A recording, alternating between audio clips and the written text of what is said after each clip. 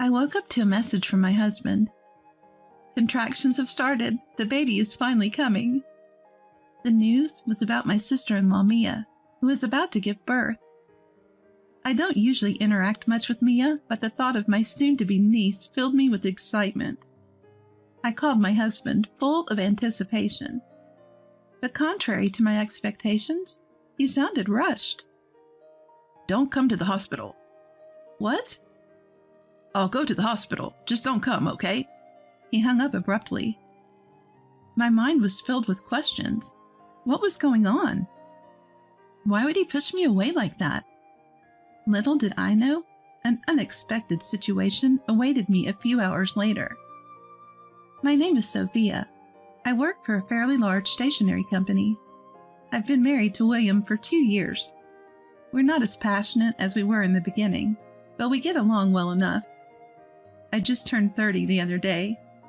William is older than me, 35 this year. Considering our ages, I've been thinking it's about time to consider having children.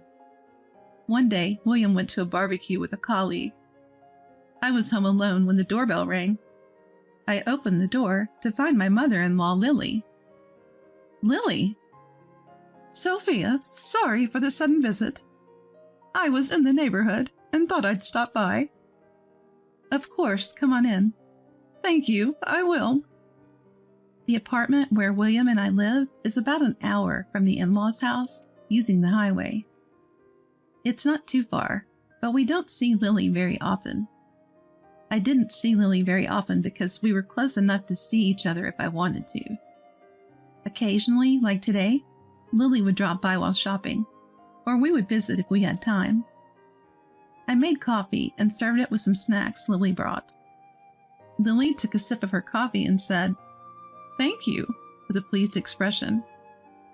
Guess what Mia told me? She's pregnant. What? Mia is? Yes, surprising, isn't it? Mia is William's sister and my sister-in-law. She got married a year before us and now lives out of state. Whenever we meet at family gatherings, Mia always greets me warmly. I find her to be a lovely sister, even if she's my sister-in-law. Especially lately, as I've been thinking about having children, Mia's pregnancy feels even more relatable. I have no feelings of jealousy, just pure happiness for her. Mia and her husband have been married for 3 years now. The timing seems right, doesn't it? Lily nodded at my words. Absolutely. They've enjoyed their time as a couple, and now it's time for a child. I remember going through that phase too. I've been thinking about kids as well. I'm already 30. Don't worry about it. Having kids in your 30s is not uncommon these days. Just go at your own pace. Lily, thank you. We've never had the kind of mother and daughter-in-law drama you see on TV. Lily always greets me with a smile, never pressuring me about having kids. Thanks to her, I've been able to take my time thinking about starting a family. That night, when William returned from the barbecue with his colleague, I brought up my conversation with Lily. Hey, William, Lily came by today, and guess what? Mia is pregnant. Really? Mia is? Yes, can you believe it? We're going to be an uncle and aunt. I wonder if it's a boy or a girl. Exciting, right? Yeah, it's exciting to think about the baby's gender. William's face broke into a smile, tinged with happiness.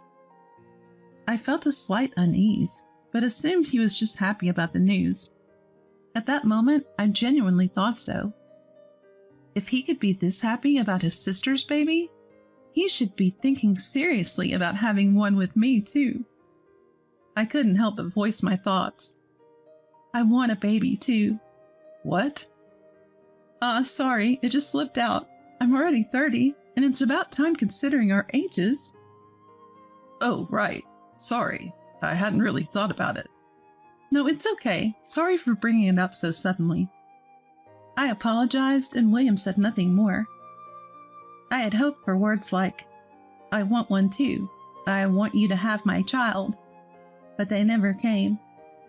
Maybe it's understandable that William isn't quite ready for that step. For the past 6 months, he's been coming home late, working overtime almost every day. I always come home after the date has changed. He even works on weekends sometimes. With his busy schedule, he probably doesn't have time to think about kids. I took it that way and didn't bring up the subject again. 3 months later, William was out for work on his day off. Lily called and said she'd bring lunch over. "Lily, you didn't have to go to the trouble." "It's fine. I had some shopping to do nearby." "I was planning to have a simple lunch alone, so this is a treat." "Good, then." As we ate the lunch Lily brought, we chatted about this and that. When the conversation turned to Mia's pregnancy, I asked Lily something that had been on my mind. "By the way, do you know the gender of Mia's baby yet?" "Yes, she just told me 3 days ago. It was the first I'd heard." "Oh, so you know then?" "Yes, it's a girl." "A girl. That's so cute. Girls' clothes are adorable." "They can be expensive, though. But really, as long as the baby is healthy, that's what matters." "Absolutely. I hope Mia's baby is born healthy." "Let's all look forward to it." According to Lily, Mia's plans to give birth at a hospital near Lily's house. After the birth, she'll stay at the in-laws' house for a while, so we'll have a chance to visit. I'll come by when things have settled down. With that, a pleased Lily left. 2 weeks later, I ended up working late and didn't get home until after 11 p.m. Just as I got out of the bath, William came home. "Welcome back, William. You're late again, huh?" You too, Sophia. Just out of the bath? "Yeah, I had to work late, unusually." "So it's good you're here. There's something I want to ask you." "What is it?" William showed me his phone screen and asked, "Which one do you think is best?" Displayed were various types of baby cribs. "There are so many options," he said, his face seemingly glowing as he showed me the screen. That's when I felt a strange sense of discomfort. If William is looking at baby cribs now, it must be a gift for Mia. That's not out of the question. But William is usually frugal, even with me. He keeps my birthday gift strictly under $100. So it didn't make sense that he considered buying a crib for Mia that cost over $500. I cautiously spoke up as he happily browsed through the cribs. Is this crib a gift for Mia?" Yeah, it is. She's my sister after all. I should do something nice for her." "Wouldn't it be best to ask Mia directly? People have preferences or sizes or specific features." You're right. I'll ask Mia directly." "Yeah, that's probably best." William seemed a bit rushed, and something about the way he spoke felt off. From that day on, my sense of unease about his behavior grew. Whenever he had free time, William was on the phone researching baby items. Not just the typical baby clothes for a gift, but pricier items like baby baths, strollers, and car seats. Normally, those are decisions for the parents-to-be. So why was William so keen on researching baby items? It puzzled me. One day, William came home with a shopping bag from a well-known baby clothing brand. "Ta-da!" he said, happily showing off the newly purchased clothes. "Sophia, look at this. Isn't it super cute?" "Yeah, it's really cute, but it's for a boy, right?" "Huh?" What William had bought was a onesie for newborns, featuring dinosaur illustrations. It was clearly for a boy. Of course, kids can wear whatever they like, but giving a gift meant for the opposite gender would be considered rude. When I pointed this out, William hastily tried to cover it up. "Oh, right. Mia's having a girl." "Why did you say it like you didn't know?" "No, I knew. I just thought this was cute." William quickly put the baby clothes back in the bag and left the living room. "This is a gift for Mia, right?" Then why didn't he gift wrap it? He just took it out of the bag and showed it to me. I had questions about William's puzzling behavior, but chose not to ask anymore. 2 months later, William was working on his day off. While I was cleaning the house, a message from William popped up on my phone. It was news that Mia had gone into labor. She's in labor? The baby is finally coming? I was so flustered, I didn't know what to do with myself. Filled with excitement, I called William. Hello, William. Is Mia giving birth? Which hospital? Yeah, looks like it. The hospital is a university hospital in the next state. What? Isn't that really far from your parents' house? Well, I can't come back for a while. Why not? Come on, it's obvious. Labor can take hours, and even after that.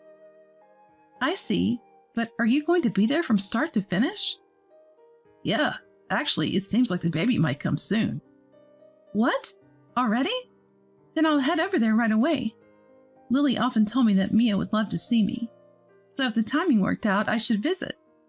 But contrary to my expectations, he seemed rushed. Don't come to the hospital. What? Just stay home. You can't do anything here anyway. I might not be able to help, but I want to congratulate Mia. I'll be at the hospital, so just stay home. Don't come, okay? He hung up abruptly.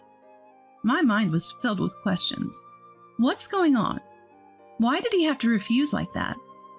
I waited for a few hours, but there was no news of the baby being born. Curious, I decided to call Lily.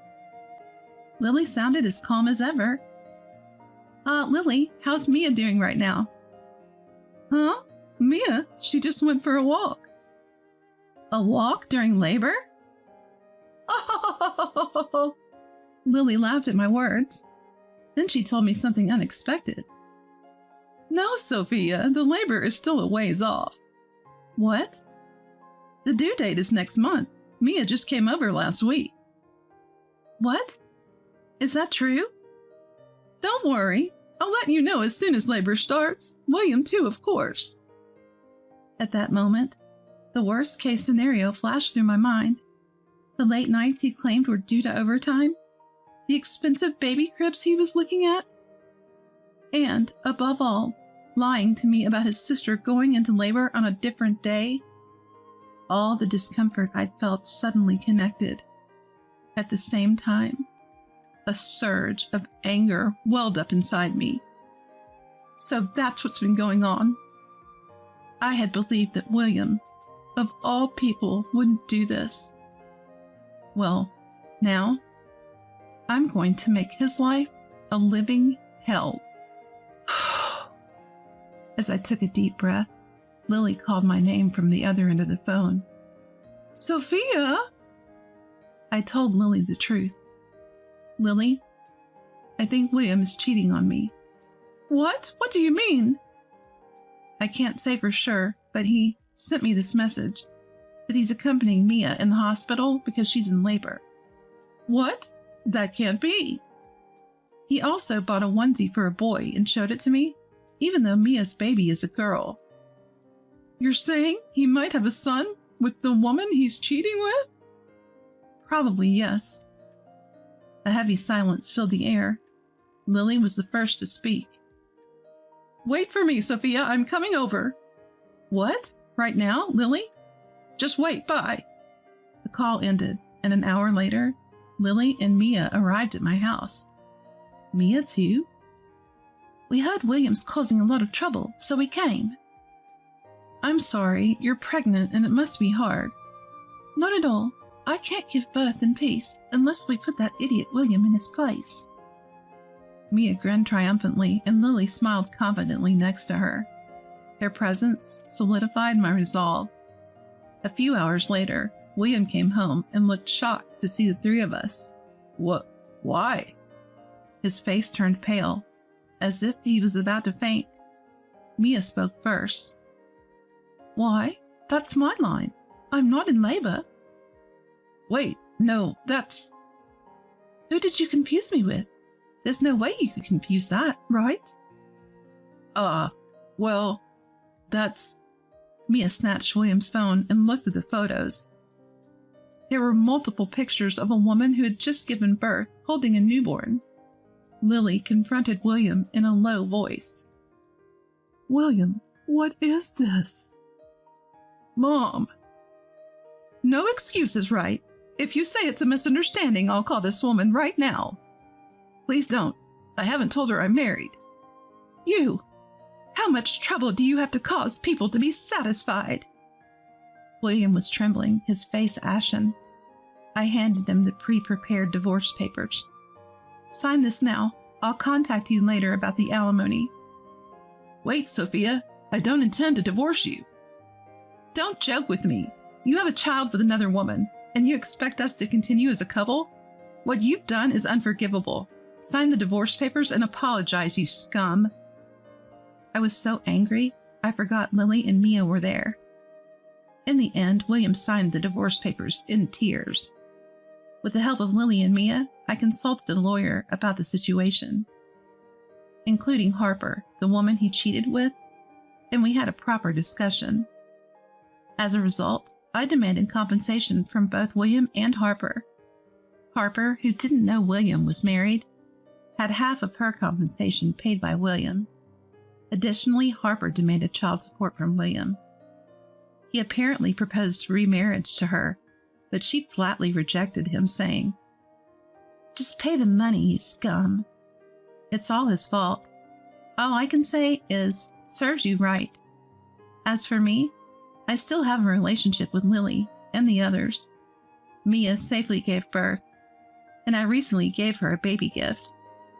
At that time, Mia said, "Even if you cut ties with that idiot William, you're still you, Sophia, and this child is still your niece." I can't express how much her kindness saved me.